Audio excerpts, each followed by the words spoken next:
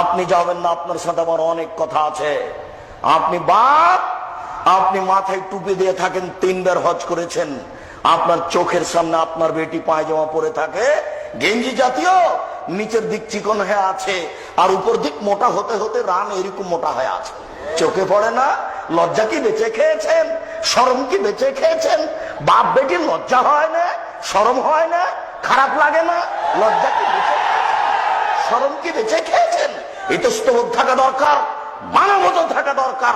আপনার লজ্জাবোধ নেই, আপনার ইতস্তবোধ নেই, আপনার হায়াবোধ নেই, আপনার বোধগম্য নেই, আপনার বোধোদয় নেই, আপনার হিতাহিত জ্ঞান নেই, আপনার মানবতা নেই।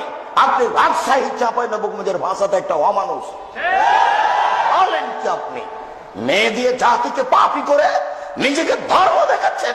তাহাজ্জুদ পড়ে জান্নাত কিনতে চান নাকি? জান্নাত কি পড়ে আছে নাকি? কে বলেছে জান্নাত পড়ে আছে? জাহান্নাম পড়ে আছে, এই কথা ঠিক? রাসূল সাল্লাল্লাহু আলাইহি ওয়াসাল্লাম বলেছেন, হজিবাতুন নার বিশাওয়াত, জাহান্নাম ঘেরা আছে মনের ইচ্ছা দিয়ে, হজিবাতি জান্নাতুন বিমাকারে, নিয়ম নীতি কষ্ট ক্লেশ দ্বারা জান্নাত ঘেরা আছে। জান্নাত সহজে পাওয়া যায় না, তাহাজ্জুদ পড়েও জান্নাত হয় না। শুনুন, পুরুষের বেশধারী নারী জান্নাত পাবে না, পুরুষের বেশধারী নারী জান্নাত পাবে না। যারা পুরুষের জুতা স্যান্ডেল পরে, এই যে গাজীপুরে